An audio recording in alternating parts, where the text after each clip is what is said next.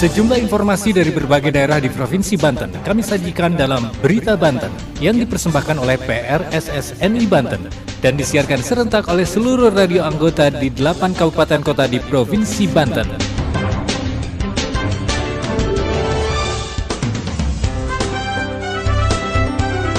Anda kembali bersama kami di Berita Banten PRSSNI Banten edisi hari ini, Jumat 7 Oktober 2022. Sejumlah informasi dari berbagai wilayah di Provinsi Banten kami hadirkan untuk Anda yang disiarkan serentak oleh seluruh radio anggota di 8 kabupaten kota di Provinsi Banten. Dan inilah sejumlah informasi utamanya. Warga Cilegon antusias ikuti kegiatan roadshow bus KPK Jelajah Negeri. Jumlah pendaftar Panwascam di Kabupaten Pandeglang lebih besar dari pemilu sebelumnya. Perayaan HUT TNI ke-77 di Kabupaten Lebak dipusatkan di lapangan Multatuli Lebak. Bersama saya Aldi Akbar, inilah Berita Banten selengkapnya.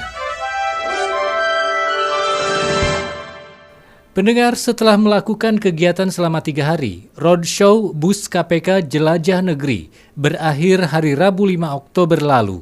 Kegiatan yang digelar di alun-alun kota Cilegon tersebut ditutup oleh Wakil Wali Kota Cilegon Sanuji Pentamarta. Laporan selengkapnya Chef Anwar dari PAS FM Cilegon. Setelah singgah selama 3 hari di alun-alun kota Cilegon, kegiatan roadshow bus KPK Jelajah Negeri Bangun Anti Korupsi berakhir Rabu 5 Oktober 2022. Antusias warga Cilegon untuk hadir dan berinteraksi di ajang ini menurut Direktur Sosialisasi dan Kampanye Anti Korupsi KPK, Amir Arif, sangat tinggi. Hal ini sangat menggembirakan mengingat salah satu tujuan utama roadshow bus KPK adalah untuk meningkatkan partisipasi masyarakat dalam pemberantasan dan pencegahan tindak pidana korupsi.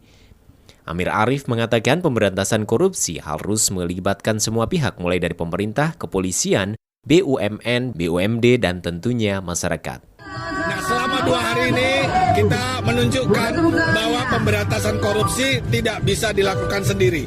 Program pendidikan dan pencegahan korupsi harus kolaboratif dan sinergi dengan aparat penegak hukum lain seperti kepolisian dan kejaksaan di Cilegon, khususnya Kejaksaan Negeri Kota Cilegon dan Polres Kota Cilegon, bersama-sama juga dengan OPD di Pemkot Cilegon, juga terutama dengan aparat pengawasan internal pemerintah Kota Cilegon yaitu Inspektorat. Dan juga yang paling penting, kehadiran bus KPK menyelenggarakan roadshow bus ini adalah wujud dari meningkatkan partisipasi masyarakat. Masyarakat selama 2 hari ini sudah berkunjung ke alun-alun kota Cilegon. Kita sangat mengapresiasi masyarakat kota Cilegon yang secara aktif menyemarakkan program ini, bersama-sama mengikuti semua rangkaian program edukasi dan kampanye anti korupsi secara sukacita, secara meriah dan menyenangkan. Penutupan roadshow bus KPK di kota Cilegon dilakukan oleh Wakil Wali Kota Cilegon Sanuji Pentamarta. Dalam sambutannya, Sanuji berharap kehadiran bus KPK mampu memberi pemahaman kepada segenap ASN dan masyarakat untuk bersama-sama mencegah terjadinya tindak pidana korupsi di kota Cilegon. Acara penutupan juga dihadiri Sekda Kota Cilegon Maman Maulidin, pimpinan Kejari Cilegon, unsur Forkopimda, pimpinan Bank BJB, dan pejabat OPD pemerintah Kota Cilegon. Usai singgah di kota Cilegon, roadshow bus KPK bertolak menuju kota Tangerang Selatan. Saya Chef Anwar, PAS FM Cilegon melaporkan untuk Berita Banten. Pendengar, jumlah pendaftar anggota Panwascam di Kabupaten Pandeglang mencapai 606 orang. Jumlah tersebut melebihi jumlah pendaftar di pemilu sebelumnya sebanyak 504 orang. Jumlah pendaftar diperkirakan akan terus bertambah mengingat jadwal pendaftaran diperpanjang karena belum memenuhi 30% kuota perempuan. Berikut laporan Mudofar dari Radio Krakatau, Pandeglang. Ketua Badan Pengawas Pemilu atau Bawaslu Kabupaten Pandeglang Ade Mulyadi mengaku jumlah pendaftar panitia pengawas kecamatan atau Panwascam dalam pemilihan umum atau pemilu tahun 2024 lebih banyak jika dibandingkan dengan jumlah pendaftar di pemilu sebelumnya. Kalau antusiasme pendaftar dibuktikan dengan banyaknya pendaftar yang melebihi tahun-tahun kemarin tuh ya. Tahun kemarin itu kan hanya 540, sekarang udah 606. Artinya antusiasme warga untuk mendaftar ini cukup tinggi. Betul. Cuma mungkin karena yang daftarnya kebanyakan laki-laki, nah ini yang perempuannya belum terpenuhi 30%-nya. Apalagi jumlah tersebut menurutnya belum ditotal dengan jumlah pendaftar Panwascam yang diperpanjang karena keterwakilan perempuan yang belum mencapai 30%. Jadi awalnya kami memahami bahwa 30% itu dari kebutuhan. Nah, ternyata RI menginstruksikan bukan dari jumlah kebutuhan, tetapi dari jumlah pendaftar. Jadi walaupun ada 100 pendaftar, ya perempuannya belum mencapai 30% dalam satu kecamatan, itu tetap harus diperpanjang. Namun berdasarkan data pendaftaran Panwascam dalam pekan kemarin, total pendaftar telah mencapai 606 orang. Adapun kategori pendaftar mulai dari kategori jenis kelamin, pendidikan, dan pekerjaan. Untuk kategori pekerjaan diketahui terdapat sebanyak 17 orang statusnya ASN, baik PNS ataupun P3K di lingkungan Pemka Pandeglang. Selain itu wira swasta 348 orang, pelajar atau mahasiswa 32 orang, perangkat desa 11 orang, petani atau buruh tani 6 orang, pegawai honorer 170 orang, dan pengurus rumah tangga 22 orang. Saya Mudofar dari Krakatau Radio melaporkan untuk Berita Banten. Berita Banten. Anda masih bersama kami di Berita Banten PRSSNI Banten. Pendengar, kegiatan Hari Ulang Tahun TNI ke-77 di Kabupaten Lebak dipusatkan di lapangan Multatuli. Perayaan HUT TNI di Kabupaten Lebak ini dimeriahkan oleh pameran Alutista TNI, Kirab, dan juga pameran UMKM. Laporan selengkapnya Puja Pamungkas dari Gens Radio Lebak.